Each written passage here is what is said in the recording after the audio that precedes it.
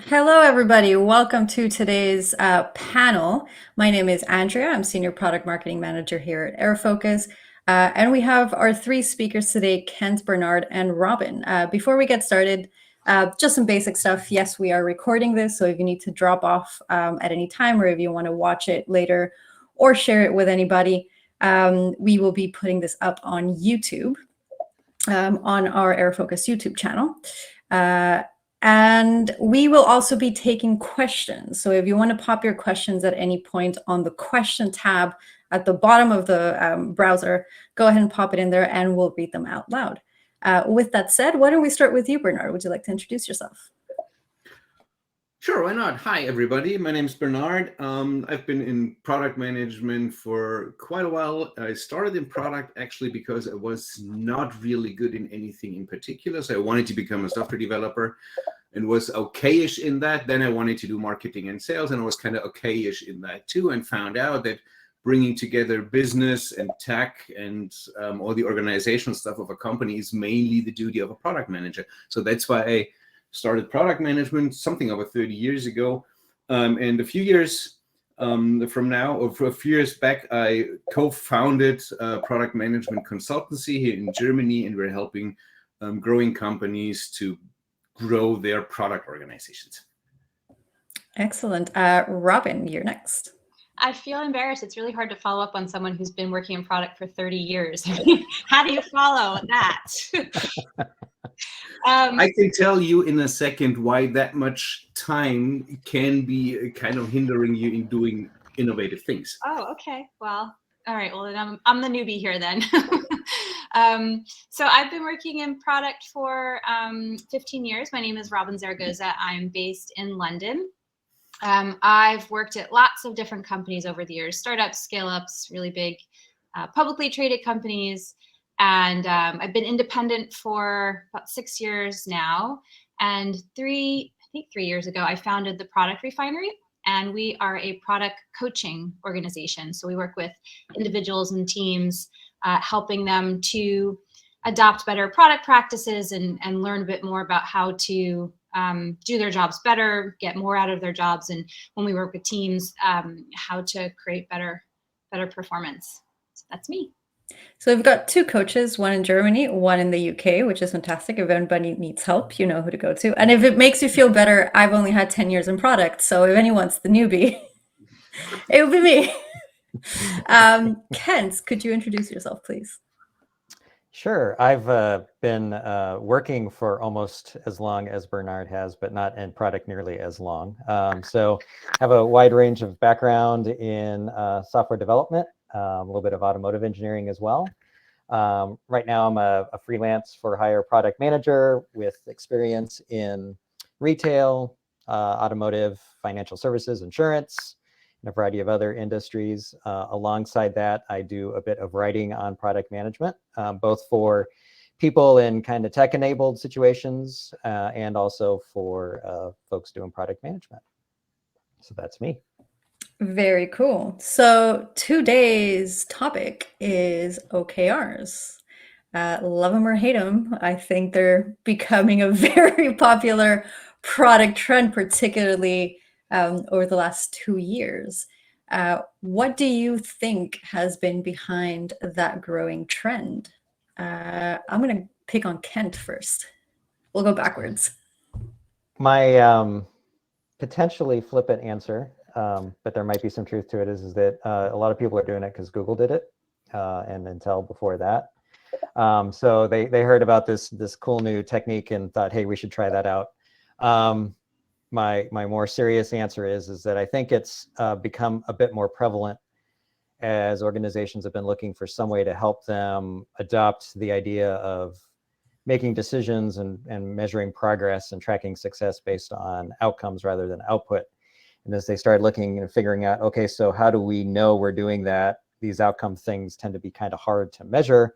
What are some good ways to help us do that? And they've kind of cabbaged onto OKRs as a way of helping them figure out, are they heading in the right direction, and how do we know we're getting to the outcomes we're looking for? Robin, would you like to add to that? Yeah, I completely agree with you, Kent. I think layering on top of that, I mean, teams and companies have always had goals, but the really attractive part about OKRs is it's a framework, for better or for worse, right? It has some best practices associated with it, and it tends to be something that we as product people really gravitate towards, using frameworks as a way of thinking about things and approaching it and finding what works and what doesn't. If you have a place to start from, it makes it a lot easier. So I find a lot of teams are really interested in it because they're trying to make sense of the chaos, and it helps them to do that. For sure, I think that it also really helps with decision making, and specifically prioritization, and what to say yes and what to say no to. That's one of the biggest challenges we have in products, because there's a million different opportunities coming our way every day. How do you decide what you're going to focus on and what you're going to build? And this becomes the way to make that decision, right? If it's really clear if your OKRs are focused on something that's around customer engagement, well, anything that's maybe sales related might get deferred to a later point. So I think it helps in the day-to-day aspects of product as well. Bernard. So what can I add to those? What can you add? Well, so actually, it's all correct, and it's hard for me to find something to add, but I might see two more things here. One, why are OKRs so successful? Yes, of course, because Google did it, and it's just a trend and a fashion thingy to do. But on the other side, it's, from my point of view, a very structured way of communicating the direction of the company throughout the entire organization. So it's a communication tool, as an addition to what you two said, and it's a structured way of getting things done, or of communicating and doing things. And it's easier to attract talent when you do OKRs, because new applicants understand how you at least kind of work, and it's easier to get them up to speed in their new job. So it's a talent attraction and a talent ramping up tool as well. So it's interesting. We've touched upon some of the benefits, but I'd like to continue that a little bit. So we've talked about being outcome focused, and we've talked about measuring things and attracting talent. If I don't want to ask if you could pick one, because that's a very bad question. But why do you think product managers should adopt OKRs, and what are some of the benefits that they could get out of why can't I speak? Adopting them. Apologies, it's not even past 4 p.m. and I'm losing my tongue a little bit. Robin, why don't we start with you on this one? So the way that I personally really like to work with OKRs is using it as a framework, and then attaching something similar to Teresa Torres's opportunity tree underneath it. And the reason I'm saying that is because I think this is one of the benefits of OKRs, is it slots really well into the way that we start to think about customer desires, customer problems, potential solutions underneath it. And also, one of the benefits is it really lends itself well to experimentation as well, right? So the whole point of OKRs is to say, this is the direction we want to head, this is what we want to accomplish, but it's also acknowledging that what you do isn't necessarily going to deliver the results that you're hoping for. And so I think as Bernard said, it's about a conversation. It lets you have the conversation to say, here are the metrics that we're trying to hit, and here are the things we're going to try to do that, and here's why we're prioritizing those things. Here's the data that we have that surrounds it. These customer problems and these solutions are tied together, and then we're going to measure it and see what comes from that. And then when you don't reach those metrics, then you have a good conversation around what else can you try, and you keep everyone focused on accomplishing those metrics. And if you do accomplish them, then you can sort of move on to something else. So I think it just really helps with that dialogue around, what are we working on? Why are we working on it? And do we still need to put more effort into that thing, or can we move on? Because historically, with output-based product management, it's like, okay, we're going to have a feature, we deliver the feature, now we're moving on, right? And that's not actually delivering value to the organization. So the benefit is value driven through this framework. I see there's quite a few people that love that you mentioned the opportunity solution tree. I'm a fan as well. I use it all the time for everything. Do any of you want to add anything to that, Kent or Bernard? I would double down on the focus aspect of it, because one of the things that I've experienced and a lot of the software products that I've worked on have been for use inside organizations, and it's very easy for those types of efforts to get laser, or focus is probably not the right word, obsessed with delivering a set of features that was generated at the very beginning of the effort, even though as they get into it, they realize, you know what, we don't need to do half of these things. So the virtue of saying we're going to really use these objectives to guide when we have met what we're trying to accomplish, and then we can move on and try and work on something else, is very beneficial, as opposed to just launching into, well, we got to keep building these features because we said we were going to build these features, even though these features may or may not necessarily be relevant anymore. Bernard, do you want to add anything? So I think, yes, absolutely. If you ask me to do so. Please do so. Well, I think that implementing and using OKRs in product helps you changing the way of working and thinking, getting you out of this feature treadmill that you stumble across or stumble into all the time when somebody enters the room and says, hey, I need feature ABC by end of next week or end of next month for a customer who's not buying anyway. And with these OKRs, you just do not look at those features and timeframes that much anymore. And you just change the way of how you look into why you're doing things and what you're aiming for. And that's why I think those OKRs help a lot. So we've talked about the great things about OKRs. What do you all think about potential pitfalls when adopting OKRs? This is a question from Dominic. So the actual question is, if there is one fatal pothole, I like that, fatal pothole, that an organization could fall into when adopting OKRs, what would you do to help them to navigate around that? So let's start with the first part, fatal potholes. When adopting OKRs, Kent, why don't we start with you? Having too many. That was quick. Robin, what about you? Let's just start with the fatal potholes right now. Do I have to be as short as Kent? No, absolutely not. I think I'm touching on one of the questions you wanted to ask later, but I've personally failed with OKRs when good strategy isn't in place. So I think that one of the biggest potholes, it's hard to associate those two things together, is really trying to implement them when there isn't the infrastructure around you to do so. If the strategy is all over the place, OKRs are going to be completely useless. So you're starting from, there is no line. You're just starting and going nowhere. So that's the biggest thing I would say. If you don't have a clear strategy, then OKRs will be project management more than anything else. Bernard, what about you? Fatal potholes is the term we're going for right now. Don't overdo it. Don't do it as a new religion. Like everybody wanted to be agile a bunch of years ago, and there was religious movements around being agile, left or right.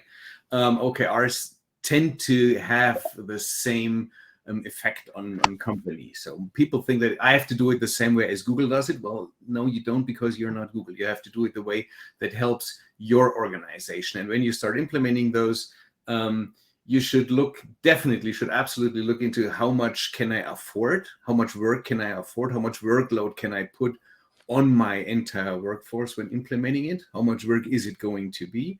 And what is the expected outcome? Yeah. So run it as a product. Yeah. Look for the outcomes of the OKRs when you implement OKRs. Make a plan and change it or adopt it. Yeah, what I would add to that is don't use OKRs as a list of things to do and make sure they're measurable in some way, because that's the whole point behind OKRs, isn't it? Actually, I'll say, adding to that, Andrea, I worked with a client once, and I worked with them. They were small companies, so we worked with a bunch of the different departments. And I saw everyone being really good about trying to adopt them, but there's just some situations where it doesn't make sense. So I think if you're talking about business as usual type stuff, there isn't necessarily a reason for OKRs, and that's an example of don't adopt them. Like if you're working with something that like tech debt, for example, it just kind of has to get filled. Do you really need something associated with OKRs and tech debt? Probably not. It's really about new initiatives, new focuses, and things that don't have to get done on a daily basis anyway. And to that point also, one of the things that you said, Kent, is like, keep it simple, right? And don't try and do too much. Sometimes too much looks like not considering the fact that you do have business as usual stuff to get done, and trying to, there's the number of OKRs that you have, but there's also like, how much time do you have available to work on OKRs, right? And sometimes you need to leave some of your time off for the other things that just have to happen. So that can be another pitfall as well. I wouldn't say it's necessarily a fatal pothole though. It was a very strong statement, wasn't it? Fatal pothole. But I like it. That's a great question, Dominic. With that, there's, I think you just touched on something really interesting, Robin, which is sometimes OKRs don't work. So the next question would be, do you think that OKRs work on companies of every size, whether it's startups to enterprise, and when does it not work? And I guess I'll start with you, since you kind of opened that conversation. Sure. So I learned the hard way with my own business that OKRs do not work when you're pre-product market fit. And it's so ridiculous that I didn't realize that at the time. Because I said you need to have strategy in order to have OKRs, and ding, ding, ding, if you're pre-product market fit, your strategy is going to be changing until you really land on that. So that's one thing I would say. I found that if you're super early and you're really just trying to figure out what customers are you serving, or what does your solution look like, how are you getting to market, OKRs might not be a good fit for you. They might, but maybe a better way to think about goals in that scenario is your business model, or your new product launch, and experiments around risky assumptions. That's another way to look at the goals that you might have in mind. So that was my big failure, and one thing I learned. It just doesn't work. I haven't seen it work for pre-product market fit. Kent, we'll go with you. And I was going to say, let's try to get a longer answer. Although that was short and sweet, and I loved it.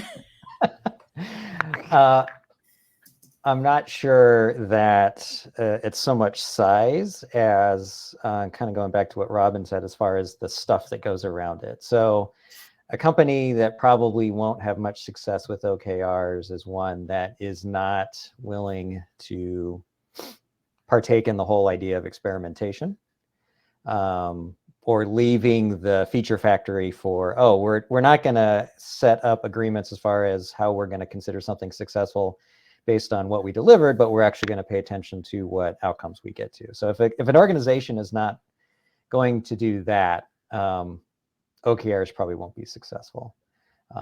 Whether or not you can equate that to larger organizations tend to behave more in that way because you got more people to convince to change how they operate or not, potentially. But I'm sure you'll run into some smaller organizations that might be more focused on the, no, we need to just get stuff out the door. Was that long enough? Perfect. Okay. I timed it. No, just kidding. Bernard. So I think it's going to be difficult if you do not have the buy-in from everybody who is affected by what you do with your OKRs. Like if you only use OKRs in your product organization, for example, everybody who's affected should at least know what you do, have access to it.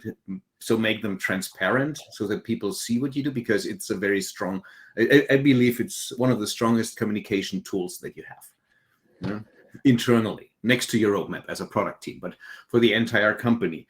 And if you implement it in the entire company, you have to use a common language and a common way of doing it. Otherwise, you will just get lost in translation with how you do OKRs. And that brings us to a point where you say you have to have if you want to run OKRs in a global company, you were asking for sizes. You have to have a very strong global common company culture, because otherwise people use language differently, and then they use OKRs differently, and then they put different stuff in, meaning other things that others get. Yeah? And that makes the entire thing for the organization super complicated. Yeah. I've learned that the hard way by building subsidiaries of companies outside of Germany, in the UK and in France and in the United States. And the French people looked at me as a German, as this grumpy guy. So these cultural differences are super exciting, but they But can. you're one of the happiest guys I know. How can that be? How can that be? Can I just actually add Yeah. on another situation that I think Go for it. at work, Absolutely. not necessarily size of company, but when I think the product team, when the product team's working on products that are sales led as opposed to product led, I think that's also a recipe for disaster, because the concept of OKRs is really, it's all about empowering the product team to be making decisions and building products according to the key results. So if there's that tension already that they have to build what the sales team has sold, you know, especially where it's contractual based, OKRs again will be more around project management. So I think the teams, maybe that's not necessarily product led versus sales led, but really how empowered is the team to make the decisions that need to be made in order to continue on with their OKRs if necessary. How about running OKRs in those sales organizations as well, and not in the product team in these companies? Well, before we get there, this actually makes a really good bridge to a couple of questions that this has now come up a few times. So I was going to ask it next, which is, how do you convince the rest of the organization to adopt OKRs, and not just as a product thing, but as a company-wide thing? Bernard, I'll now let you continue, because this is actually a really nice bridge. How do you convince the organization? Well, you got to sell it to the organization. So if you have an idea, whatever it is, let it be a new product, let it be something new that you want to try out, a new market that you want to enter, or something that you want to change in the organization, in your culture, in the way you're working, you have to convince everybody to jump on the same train, join you, and run with you, or go run into the same direction. So it's a sales job for you. If you are convinced that OKRs are the thing that you have to do because it makes life for you and your team a lot better, and the outcomes that you focus on are more efficient or more valuable for the entire company, then you, I strongly believe, can convince the rest of the organization to do that. It's something, if you want to have it implemented in the entire company, that has to have the buy-in from the leadership team. I don't know who wants to jump in next. I'm going to give you the opportunity this time to decide, or Kent or Robin. Who wants to go first? Kent, do you have something to add? I think the only thing I would add to that is you have to keep in mind where everyone's incentives are at. And one of the main things that you need to worry about when trying to get buy-in is what are they being, are their incentives aligned with buying into doing that? If they have other things that are driving them to not necessarily want to do OKRs, the example being with the sales team, if they, for example, don't have those, that's going to be a major block to adopting it. So it's kind of, how do we get all of those incentives aligned so that it makes sense for people to buy in? That's what I meant by you have to sell it. The idea. I guess I agree with selling it, but sometimes, like some organizations, you just have to say the proof is in the pudding, right? And I think the largest, most convincing piece of information you can provide is it works, right? You can hand someone a book, you can do the presentations, but until they see it working, it's going to be more difficult to bring them on board. So if possible, adopt them, on your team, figure out what works, what doesn't work, and then make a case for it. Or, start to bring on other teams that have the ability to adopt it as well. And it can be more of a grassroots movement. I know there are big agencies that help very large companies adopt OKRs, and I'm sure they're super successful. But I think that's a different exercise. And usually that works because, as Bernard said, the senior leadership team is bought into it enough to spend the money for it to happen. right? In the circumstance of you're a product manager, senior product manager, head of at a large company, like the chances of you're making enough waves without that proof are very, very low. So I'd say just start with your team, find evidence, and then provide that as your selling point. There's two really great questions that have come up that kind of stem from the conversation we just had. The first one, which has been asked a few times, so I'm going to go ahead and drop that in, which is, how do you write a good OKR? What is a good OKR? And I feel this is either a 1 hour discussion or 2 minutes per person. Not quite sure how this is going to pan out. But Kent, why don't we start with you? Oh, it's brings me back to the days of questions like, how do you write a good user story? I think a lot of it comes down to having a good understanding about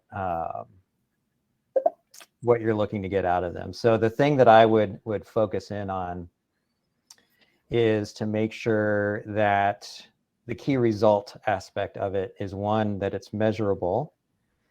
Two, that you know where you're starting at and where you're trying to get to. So trying to avoid being just, oh, we're going to always go up and to the right, but instead say, you know, what's kind of a meaningful change in whatever metric you're looking at. And that key result, or those key results, should be leading indicators that you're moving in the direction of your overall objective, and that those key results are actually within the control of whomever the OKR corresponds to. So it's no sense having a product team having an OKR that they can't actually have any influence over, or they have just a very small influence, that there's a lot of other factors getting involved in it. Those would be some of the main things I would look for. Robin, what about you? I think Kent hit on pretty much everything I would have said for key results. Maybe just to elaborate on the actual metrics that are in there, progress-based, right? Because you don't want to find out at the end of the quarter that you've completely missed it. Like, you want to be able to know that you're headed in the right direction during the quarter. I think also sometimes looking at, we're always looking to increase or decrease something, but we don't want that to be at the expense of something else that's quite important. So sometimes good key results include, we want to do this, but not at the expense of this. And then I would say the objective itself, the phrase of the objective, since Kent did a good job with the key results, and I'll talk about the objective. I think, it's the opposite, right? It's not quantitative, it's qualitative. And I think because you have to tell a story with your OKRs across the organization to help them understand the decision-making process that you're making, it needs to be kind of like a sales line or a sales pitch around, why you're working on this. So if you decided to focus on a particular area of your product, have that be in the objective, because the metrics don't mean anything unless people understand the why. So make sure you provide that in the objective statement. Bernard, I'll let you jump on. So you said everything that needs to be said around this.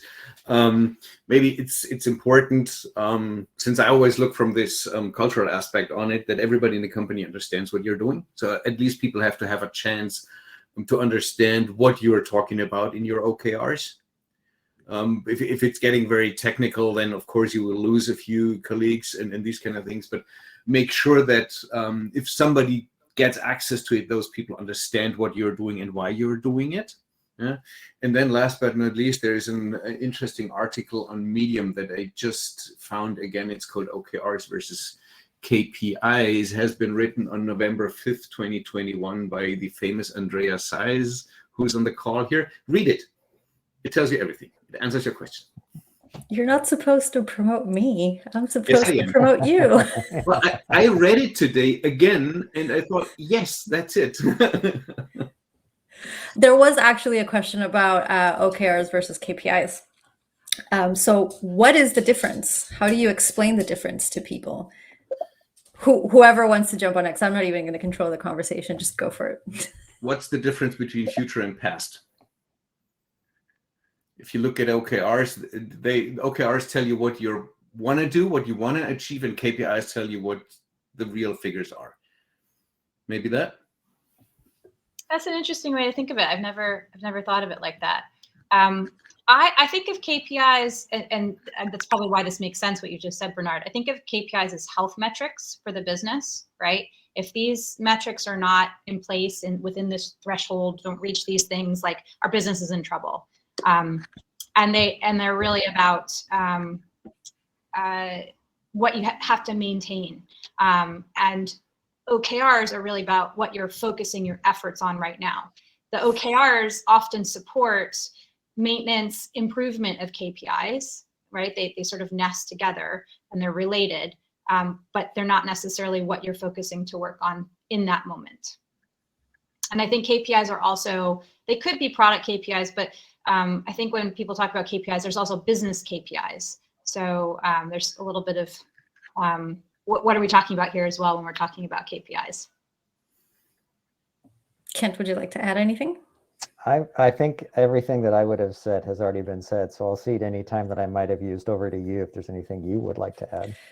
I would have probably said the same thing or something very similar to what Bernard said, which is KRs is where you are now, and KPIs is where you are now, and the OKRs is where you want to be.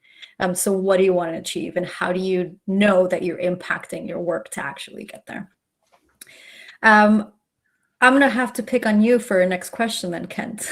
So the next question to start with you, which is a really interesting one, is, so we know there's company OKRs and we know there's team OKRs, but what do you think about individual OKRs, like individual team member OKRs? I'm not a fan of them. And this could come from my days buried in the Agile community, but have really found that when you're talking about working on a team, product team and everything, you get a lot more lift if you're looking more at gauging performance and everything at the team level and what they're particularly trying to do on the outcome versus really honing in on the individual level. Because when you start doing that, my experience has been is that you start getting behaviors that can run counter to what you're trying to accomplish by having an entire team working together. Would anyone else like to add to that, Robin or Bernard, about individual OKRs? Can I say it depends?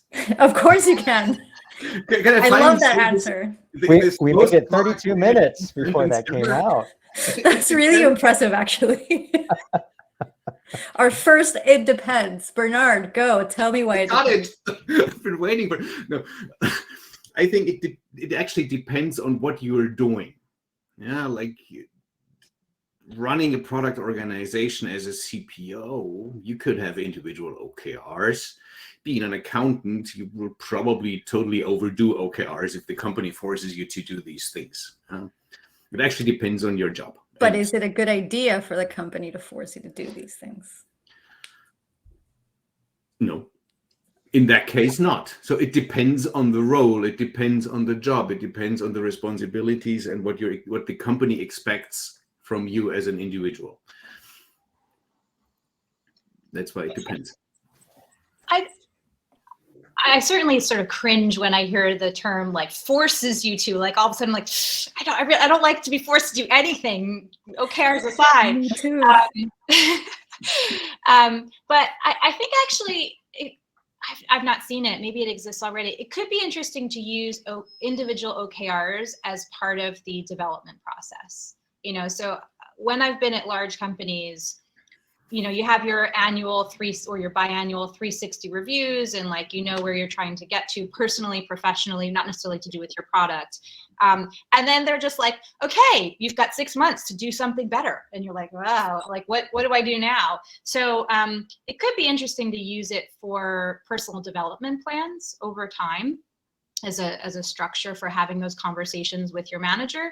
I don't like being forced though. So maybe that's the one circumstance I would say might be beneficial. So I actually wrote individual OKRs for myself when I started my current assignment at SUSE, where I'm building a new kind of a department. And so I surprised them by saying, like, here are my OKRs. Do they match what you typically do? And they say, oh, we don't do OKRs. But it helped me in order to get through this job quite well. So I'm going to launch in the second. It depends. But I think where kind of just building on what Bernard just said is the key thing was there is he did them himself. He created them for himself. Whereas my sense is that if you have organizations doing individual OKRs, and it usually follows from the, well, we've got the company OKRs, we've got team OKRs, so therefore we must have individual OKRs. Generally, it's going to be a little bit more of a dysfunctional type. We're going to give you these OKRs to force you to do things type of situation, as opposed to, I see this as a great tool for me to kind of shape how I'm going to approach working on my business and improving things, working on my career and improving things. So this is kind of what I'm doing to track myself. It kind of goes back to the empowerment that you want to have at the team level, where if the team is saying, we know we're being measured to these types of things, and we have a role in putting them together, you're going to get a lot better results than if you say you're handed something that says, here, go do this, even if it is just a metric they're trying to hit. I fully agree with everything you've said. I've been given individual OKRs, and they were not good OKRs either. Completely failed at them. My OKR was to maintain a metric, and I was like, huh, okay, how do I do that? So remember, OKRs are meant to push you, not keep you at a certain point. I did personal OKRs a couple years ago. I think I might have started them. Yeah, I started them in 2020. So obviously I had to completely throw them out when COVID hit. But I thought it was a really interesting tool. It definitely kept me more focused. So speaking of throwing things out, I don't know how my mind just bridged this conversation together, but there's been a few questions about roadmaps and OKRs, and how do they work together, and do they work together at all? I'm going to start with Robin. Roadmaps and OKRs, throwing stuff out. How do you do that? Is there a connection between roadmaps and OKRs? Yeah, I mean, the roadmap is a communication of what you're working on in that moment and why, right? So I see them as synonymous. How you choose to communicate that might be a little bit challenging if the organization is used to just output-based conversations. But here's what we're working on this quarter: the metrics that we're trying to achieve, and here are the either the problem areas we're focusing on, and then the solutions, or if you already kind of know, you could just say, here are the solutions we're working on. So in the same way that on a theme-based roadmap, you might say, here's our theme and here's the solutions underneath it. It's just different nesting, but I see it as very much the same thing. Kent, would you like to add to that? I see OKRs as being a very good, I need to come up with a word for this concept, but the unit of analysis that's on roadmap. So the things you're tracking on the roadmap. So for example, if you've got a now, next, later, never type layout for your roadmap, you might say, we're tracking which outcomes we're tackling. So for example, the ones that are in the now column, you might even expand them out to say, here are the particular experiments we're trying or solutions we're working on right now to try and reach this outcome. In the next column, that's the next outcome we're going to tackle after we get this one solved. I think that's where the two can play very well together, because if you have an organization that didn't follow my earlier extremely short advice to not have very many outcome OKRs, you could at least say, but we have a lot we've identified, but we're only going to really focus in on one or two right now. Here's an indication of what the other ones are coming down the pipe. Bernard, roadmaps and OKRs. I saw you smiling the second I asked the question, and I decided to ask you at the end. It's torturing you a little bit. No, just kidding. I'm really interested in your answer. That's how I got away with not being the first one to be asked. Just smile, right? I'll have to remember that. Kent, you're the first one next round. So how about your roadmap is your product vision communication tool for everybody out there. It tells the world or everybody outside of your team what you're looking at, the product vision, the direction that your products and tools are taking. And OKRs are an internal communication tool. So you will find a lot of stuff that you do have in your OKRs also on your roadmap, but there will be a lot more things that are in your OKRs that are not on your roadmap. Both are very strong and very important communication tools, especially for product teams. One more internally, one more externally. Inbound and outbound product management. Excellent. The next question that we have is, it's got a few upvotes, so it's really interesting. How do you approach leadership to evolve to more product-focused OKRs rather than just revenue-related OKRs? Kent, I said I'd pick on you first. You volunteered yourself as tribute. So. I was trying not to smile too. I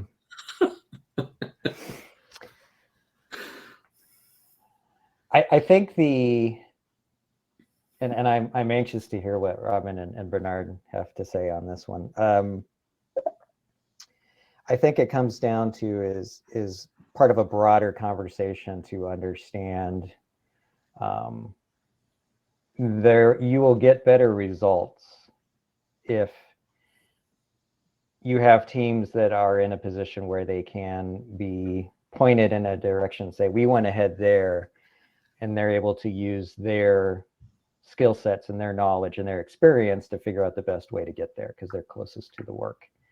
And then as part of that, explaining that going to more outcome-focused OKRs is a key part of that from the standpoint of saying, this is the agreement that we have as far as saying this is where we're trying to head, not the list of features that someone thought that might get us there back when we were at the point of maximum ignorance about the problem, but saying, we've identified the problem, here's where we think we want to be at the end of it, now let the teams go. And as Robin had mentioned earlier, part of that convincing is probably going to have to be showing some where it succeeded in that company. Because it's one thing to say, yeah, Google did it. It's another thing to say, and we've also been able to do it here. Robin, what do you think about that? So, I mean, I perceive that people are asking this question because the higher ups of their organization are entirely focused on revenue. And I'll just say that makes sense. You're working at a for-profit company. So, if you don't want to be in that situation, then maybe nonprofit's a better place to be. But pretty much every company that we're working for is there to make money, to grow, for the shareholders, for you, for whatever the motivation is. So one, we have to accept that. But I think the conversation needs to shift from, okay, like we're all trying to make more money, but that is where we are right now using Bernard's phraseology. Where do we want to get to? How are we going to get there? And having a conversation around that's a lagging indicator of success. What are the leading indicators of success? What are the things that are holding us back from making more money if that's the real goal here? And starting to have conversations around customer problems, internal problems, process problems, all the things that are holding the company back from scaling and growing more. And when you start to say, okay, revenue is derived in these ways, and then it's contributed in all these other ways, you can start to like lower the level of the conversation a bit. I think that's where you need to really start from. I don't know if that makes sense. I gotcha. If anybody would like any clarification, drop it in the chat. That makes sense to me. Bernard, would you like to add anything? How to focus on more product and less sales-oriented OKRs. Well, correct. You probably, as Robin said, at the end of the day, it's all about making money or bringing the company towards the goals that you aim for as an organization. Yeah? like making your investors happy, raising the value of your organization or whatever it is. And if the question comes up, like, how can I make leadership not only look at sales, but also at product, the root of your problems are somewhere else and not in OKRs. Yeah, you should make sure that everybody in the company understands that an investment in innovation, in building new things, in working on your product, at the end of the day is valuable for the company. Yeah. And short-term revenue is something that you definitely need, but there's also things that you do for the long term, because if you only work for the short term, you will die fairly soon. Yeah. And if those things are not understood in the company, you would end up having questions or having OKRs that are only short-term revenue oriented. And that's what, yeah, you'd like to avoid. Excellent. That actually brings us to our 46 minutes. It was meant to be 45 minutes. But thank you, all of you, for being here today. Thank you, everyone who attended. Again, this has been recorded and it will go up on our YouTube channel. So if you want to watch it again, share it with your leaders, trying to get them to adopt OKRs. This is probably the right conversation to share. Thank you again, Robin, Kent, and Bernard for joining us today, and have a good weekend. It's almost the weekend, so have a good weekend. Bye, everyone. It was a pleasure meeting you. Thanks. Take good care.